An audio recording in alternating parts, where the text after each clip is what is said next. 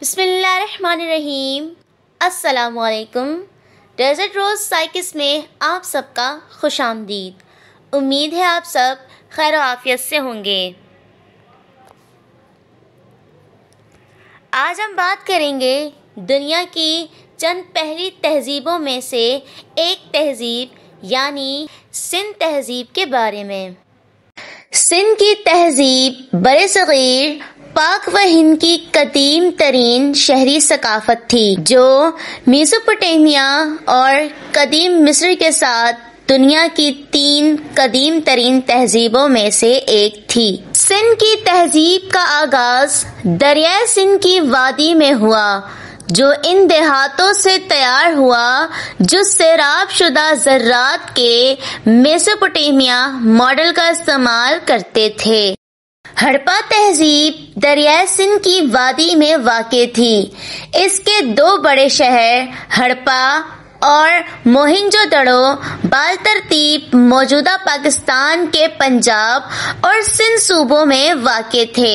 یہ ابھی تک واضح نہیں ہے کہ سندھ کی تہذیب کا خاتمہ کیسے ہوا اور اس کا زوال شاید یکساں نہیں تھا۔ کہا جاتا ہے کہ دوسری قبل مسیح کے وسط تک موہنجو دڑو شہر پہلے ہی دم توڑ رہا تھا اور اسے شمال سے آنے والے حملہ آوروں نے آخری دھچکا پہنچایا۔ سندھ کی تہذیب 3 صدی قبل مسیح میں تیار ہوئی جس نے اس دنیا کی قدیم ترین تہذیبوں میں سے ایک نام بنایا اور یہ 2 قبل مسیح تک قائم رہی۔ سندھ کی تہذیب برصغیر پاک و ہند کی قدیم ترین شہری ثقافت اور دنیا کی 3 قدیم ترین تہذیبوں میں سے زیادہ وسیع ہے۔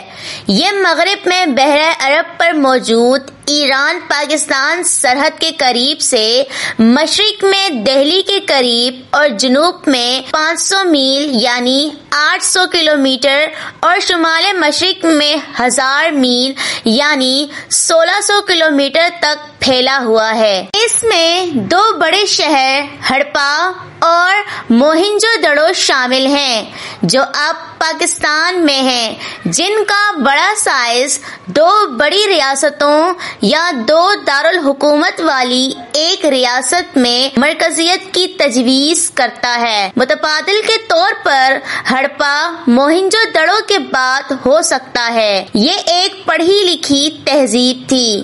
زبان کو عارضی طور پر راوڑی کے طور پر شناخت کیا گیا ہے۔ یہاں گندم اور جو اگائے جاتے تھے۔ بہت سے جانور بشمول بیلوں، کتے اور مویشی پالے جاتے تھے اور کپاس کی کاشت بھی کی جاتی تھی۔ سب سے مشہور نمونے اصلی اور خیالی جانوروں کی تصویر کشی کرنے والی مہریں ہیں۔ تہذیب کیسے اور کب ختم ہوئی یہ واضح نہیں ہے۔ موہنجو دڑو پر 2 صدی قبل مسیح کے وسط میں حملہ کر کے تباہ کر دیا گیا تھا، لیکن جنوب میں سندھ کی تہذیب اور وسطی اور مغربی ہندوستان کے تانبے کے دور کی تہذیبوں کے درمیان تسلسل تھا۔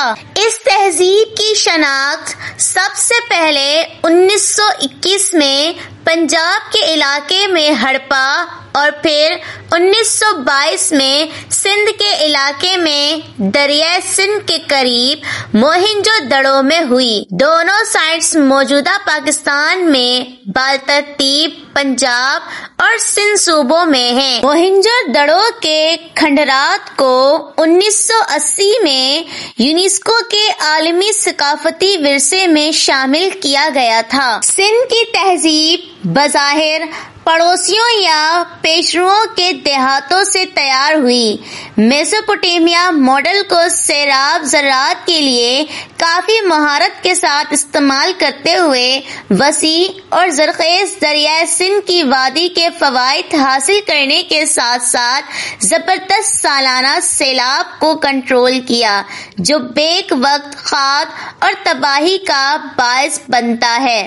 میدان میں محفوظ قدم جمانے اور اپنے مزید فوری مسائل میں مہارت حاصل کرنے کے بعد نئی تہذیب بلا شبہ ایک اچھی پرورش اور بڑھتی ہوئی آبادی کے ساتھ عظیم آبی گزرگاہوں کے کنارے پھیلنا ایک ناگزیر نتیجہ تلاش کرے گی۔ تہذیب بنیادی طور پر کھیتی باڑی کے ذریعے قائم رہی، جس کی تکمیل قابل تعریف لیکن اکثر پرہیزگار تجارت سے ہوئی، جہاں گندم اور 6 قطاروں والی جو اگائی جاتی تھی۔ آثار قدیمہ کے ثبوت کے بڑھتے ہوئے جسم کے باوجود سندھ کی ریاست کے سماجی اور سیاسی ڈھانچے قیاس کی چیزیں بنی ہوئی ہیں۔